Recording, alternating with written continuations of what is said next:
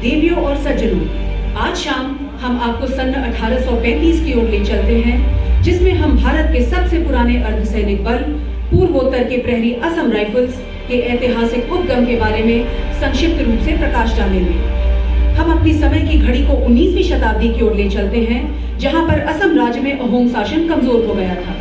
बंगाल के सारे पड़ोसी क्षेत्रों में अराजकता, संघर्ष एवं विरोध पैदा हो गया था। ईस्ट इंडिया कंपनी बंगाल को अलग करने की कोशिश कर रही थी। सन 1824-1825 में प्रथम इंग्लैंड बर्मा युद्ध के दौरान कोयला, तेल भंडार एवं चाय बागानों की खोज हुई। अचानक आई इस अप्रत्याशित कमाई की वजह से अंग्रेज व्यवसायी और चाय बागान निवासियों पर बहुत हमले शुरू हो गए। इस लूटपाट को रोकने के लिए 1835 में मात्र 750 पुरुषों की स्थानीय मिलिट्री फोर्स कछार लेवी के रूप में स्थापित की गई। यही फोर्स आगे चलकर असम राइफल्स के रूप में गठित हुई। सैनिकों का शुरुआती समय में पारंपरिक पहनावा कमरबंद, बेल्ट एवं किमोनो टोपी होती थी। जूते पहनने की आदत न होने के कारण वे नंगे पैर ही थे। लगभग 1852 में कछार लेवी को दो भागों में बांट दिया गया, जो कि नागांव फ्रंटियर पुलिस एवं उत्तरी कछार पर्वतीय फ्रंटियर पुलिस बटालियन में बनी। सन 1865 में कछार फ्रंटियर पुलिस की पोशाक में सुधार हुआ, जिसमें क्रॉस बेल्ट, पट्टियां, बेहतर राइफल एवं संगीन के साथ साथ जूते भी शामिल किए गए। मात्र 3 सालों के भीतर ही वर्दी में विशेष बदलाव आया। नीली निकर, चमड़े की बेल्ट और पदकों की भी शुरुआत हुई। इसी समय से कुकी एवं कछारी इस फ्रंटियर पुलिस बटालियन में भर्ती होने लगे। अब इस मिलिशिया को ब्रह्मपुत्र नदी से कछार तक असम की पूर्वी सीमा की सुरक्षा करने का चुनौतीपूर्ण कार्य सौंपा गया। सन 1870 में नीली पतलून, ब्राउन बेल्ट एवं ब्लैक हैट की शुरुआत हुई थी। 1880 में असम मिलिट्री पुलिस के रूप में यह बल पुनर्गठित हुई। नई मिलिट्री पुलिस में 4 बटालियन क्रमशः Naga hills battalion, Lakhimpur battalion, कछार बटालियन और सूरमा वैली गारो हिल्स बटालियनें गठित की गई। चुनौती वाले क्षेत्रों की सुरक्षा के लिए 2 अतिरिक्त यूनिटें स्थापित की गई। इसी दौरान मणिपुर एवं बर्मा से चीन के खिलाफ कई अभियान चलाए गए और वे उन्हें खदेड़ने में सफल रहे। वर्दी अब खाकी रंग में बदल गई थी। उन सर्दियों के दौरान एक महत्वपूर्ण मिलिट्री ऑपरेशन में सूबेदार संग्राम सिंह और हवलदार चंद्र सिंह थापा को उनकी वीरता व अदम्य साहस के लिए इंडियन ऑर्डर ऑफ मेरिट द्वितीय श्रेणी से सम्मानित किया गया। सन 1914 में जब प्रथम विश्व युद्ध दुनिया को तबाह कर रहा था, तब असम मिलिट्री पुलिस से लगभग 3000 सैनिक और कुछ अफसरों को गोरखा यूनिटों में भेजा गया। ये शूरवीर यूरोप की भूमि पर बहादुरी के साथ लड़े और अपने पराक्रम से महत्वपूर्ण योगदान दिया। सन 1917 की पोशाक निकर पर राजधानी को छोड़कर लगभग गोरखा सैनिकों की पोशाक से मिलती थी। बल ने गोरखा हैट को स्वीकार कर लिया। प्रथम विश्व युद्ध के दौरान बल द्वारा सराहनीय सेवा के कारण अक्टूबर 1917 में सरकार ने इस बल को असम राइफल्स के रूप में पुनर्गठन करने की स्वीकृति प्रदान की। 1917 से आज तक यह अर्धसैनिक बल अब असम राइफल्स के नाम से ही जाना जाता है। सन 1930 से 34 में असम राइफल्स को प्रतिरोध एवं दंगों को कुचलने के लिए सिलहट, कलकत्ता एवं चित्तौड़ भेजा गया। उसके तुरंत बाद 1935 में गोरखा बटालियन की वर्दी से मिलने वाली पोशाक पुनः बदली कर दी गई।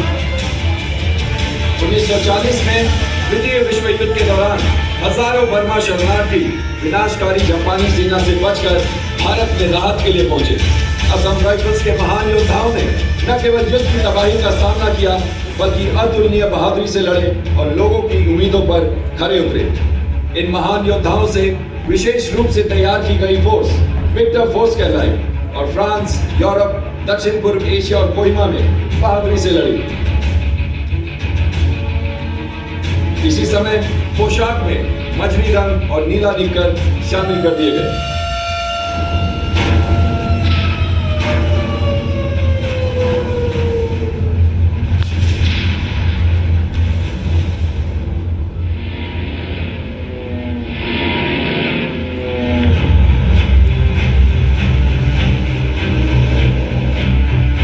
अप्रैल 1944 में जापानी सेना अप्रत्याशित गति के साथ उत्तर पूर्व भारत की ओर बढ़ रही थी। एशिया पैसिफिक में एक के बाद एक करके मलय, जकार्ता, सिंगापुर और रंगून सब जापानियों के सामने घुटने टेक चुके थे। अब जापान भारत में घुसकर अलाइड फोर्सेस को दबाने की योजना बना रहा था। जापानी आक्रमण का मुकाबला करने के लिए दक्षिण पूर्व एशिया कमान लॉर्ड माउंटबैटन के नेतृत्व में खड़ी की गई और 14वीं सेना की कमान जनरल विलियम स्लिम को सौंपी गई। जापानी सेना के पक्ष में थी 15वीं सेना और उनके लेफ्टिनेंट जनरल रेना मुटागुची। बर्मा और चीन सीमा से सटी भारत के पूर्वोत्तर इलाके में हजारों जापानी सैनिक एक ऐतिहासिक लड़ाई के लिए आगे बढ़ रहे थे। एक लड़ाई जो कि द्वितीय विश्व युद्ध में निर्णायक भूमिका निभाने वाली थी, बैटल ऑफ कोहिमा।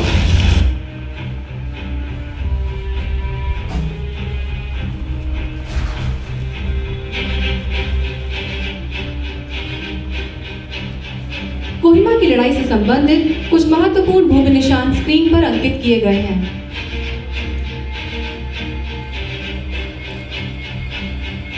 3 अप्रैल 1944 को 3 असम राइफल्स की एक दैनिक गश्ती दल का इम्फाल रोड पर जापानियों से सामना हुआ।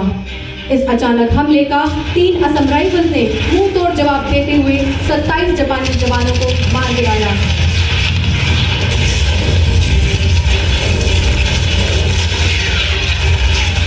परंतु जापानी बहुसंख्य होने के कारण 4 अप्रैल को आरादुरा और 6 अप्रैल को जेल हिंद पर जापानी फौज अपना कब्जा करने में सफल रही। जापानियों के 3 घमासान हमलों के बाद 10 अप्रैल को जेल हिंद भी जापानी कब्जे में आ चुका था।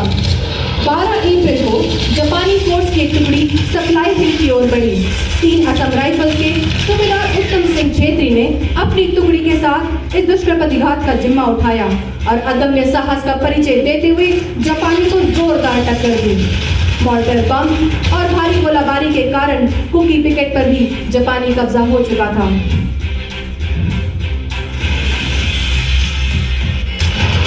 बंगला तथा साथ ही में टेनिस कोर्ट में हुई लड़ाई द्वितीय विश्व युद्ध की गाथा में the battle of tennis court के नाम से अंकित है। The battle of tennis court इतिहास के सबसे भीषण युद्धों में से एक है। टेनिस कोर्ट का यह छोटा सा कड़ा क्षेत्र आने वाले दिनों में खून से रंग गया था।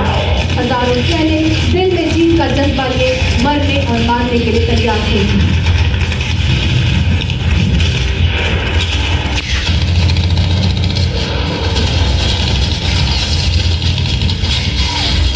9 अप्रैल को दोबारा एक भीषण हमला कर जापानी फौज डीसी बंगलों पर अपनी जगह बनाने में कामयाब हुई।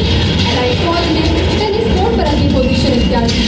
कोहिमा देखकर जापानियों ने और भी तीव्रता से चले और बमबारी की।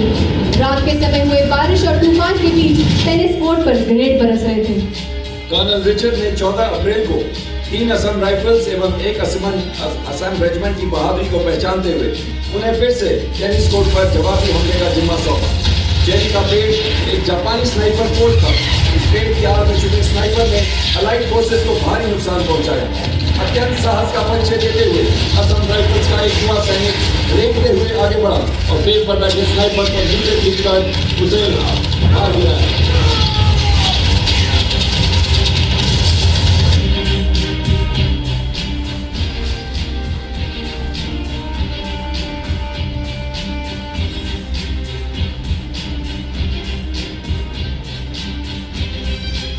चौसठ दिनों तक कीचड़ और बारिश में खुखार लड़ाई लड़ने के बाद 5 जून को कोहिमा जीत ली गई थी।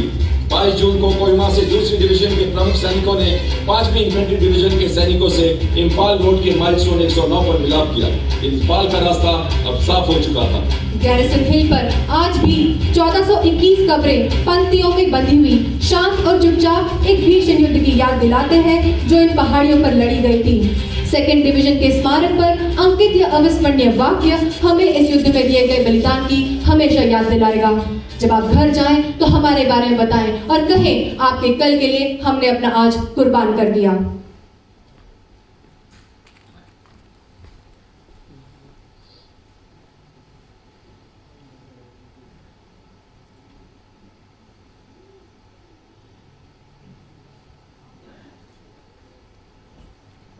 पूर्वोत्तर के इन निस्वार्थ सरपरस्तों ने बर्मा के तमाम शरणार्थियों को सहायता उपलब्ध कराई जिन्हें जापानी सेना ने शिकार बनाया था।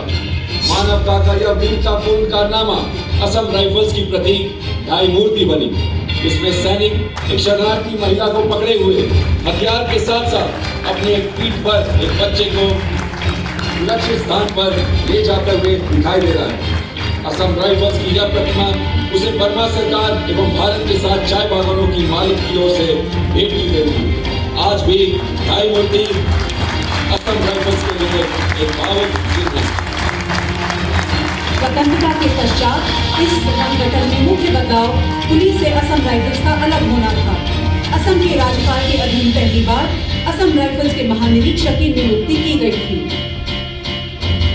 वर्दी का पैटर्न भारतीय सेना से मिलता जुलता था।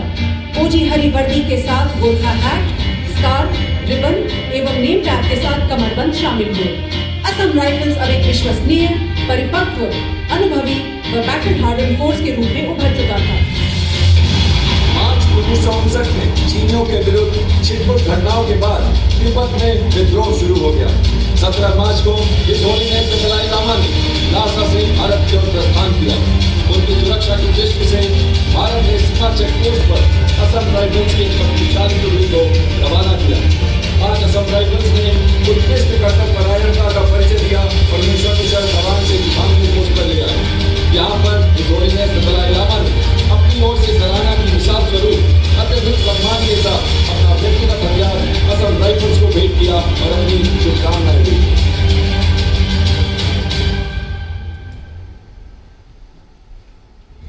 सन 1962 में जब भारत ने चीन के साथ भयंकर युद्ध लड़ा, तब इन जाबाजों ने ईमानदारी और वीरता से अंतिम सांस तक लड़कर राष्ट्र की सुरक्षा की। आज ये बहादुर योद्धा पूर्वोत्तर प्रहरी के रूप में खड़े हैं और हमारे पड़ोसी राष्ट्रों के साथ हजारों किलोमीटर की पूर्वोत्तर की अंतर्राष्ट्रीय सीमा पर हमारी सुरक्षा में है। इस महत्वपूर्ण योगदान व कर्तव्य निष्ठा के कारण ही इस फोर्स को एक विभिन्न प्रतीकात्मक एवं खास पहचान की जरूरत पड़ी। अतः 1985 में असम राइफल्स की पोशाक मजली एवं फौजी पतलून में बदली हो गई। सन 1987 में शांति काल में मजली और युद्ध काल के समय उपयोग के लिए कॉम्बैट पोशाक अंगीकृत की गई। सन 2015 से असम राइफल्स ने महिला सैनिकों की प्रथम कंपनी का अधिष्ठापन करते हुए स्वयं को जेंडर बायस या लिंग भेद से मुक्त किया। असम राइफल्स में महिलाओं की बढ़ती भूमिका ने महिला सशक्तिकरण की छवि को ही बदल दिया और इस नए युग में भारत की बेटियों के लिए एक नई राह दिखाई। क्रीड़ा के क्षेत्र में भी असम राइफल्स ने राष्ट्रीय एवं अंतर्राष्ट्रीय स्तर पर अपना परचम लहराया है और सन 2019 में कुल 146 पदक प्राप्त किए हैं। समय समय पर न केवल उत्तर पूर्व बल्कि देश के सभी राज्यों में प्राकृतिक आपदाओं के दौरान सिविल एडमिनिस्ट्रेशन की सहायता भी की है। हमारी सीमा के रक्षक एवं पूर्वोत्तर के ऑल इंडिया ऑल कास्ट पर आधारित असम राइफल्स ने विनम्रता के साथ प्रत्येक कठिनाई एवं मुश्किल हालातों का सामना किया है। चाहे रणभूमि हो या आतंक के खिलाफ लड़ाई, इनकी शौर्य गाथाएं कभी खत्म नहीं होती। अपनी निष्ठा, ईमानदारी और वफादारी के कारण लाखों ग्रामवासी उन्हें स्नेह एवं कृतज्ञता की दृष्टि से देखते हैं। प्रत्येक दिन सूरज की पहली किरण सबसे पहले पूर्वोत्तर भारत पर ही पड़ती है और ये शूरवीर बल के आदर्श, वीरता, यश एवं बलिदान शब्द को सार्थक बनाने में जुट जाते हैं। पूर्वोत्तर के प्रहरी असम राइफल्स। जय हिंद।